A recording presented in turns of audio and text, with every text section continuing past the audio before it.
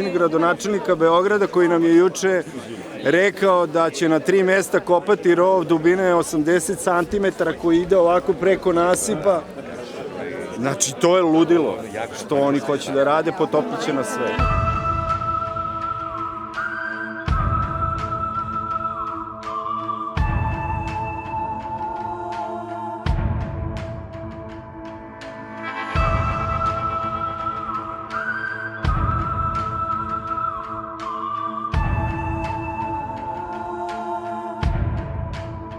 Hoćete ući srpski nas, to lažete ljude, bre. Ima da lažete ljude, bre. Ma lažete, naravno da imamo dozvolu.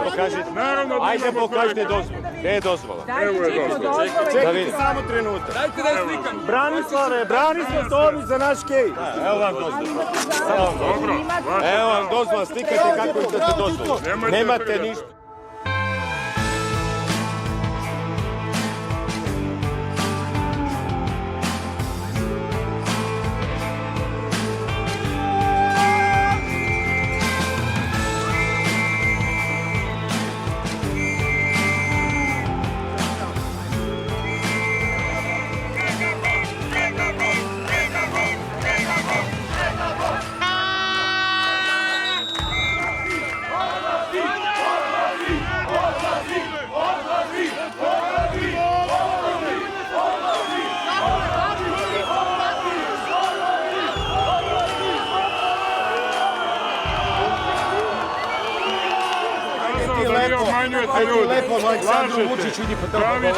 Jedini način je da se vi isto tako malo priključite ovim građanima, da se svi zajedno organizujemo, jer ovde će u ponedeljak doći policija koja će da postavlja ograde i da štiti ove nezakonite radove.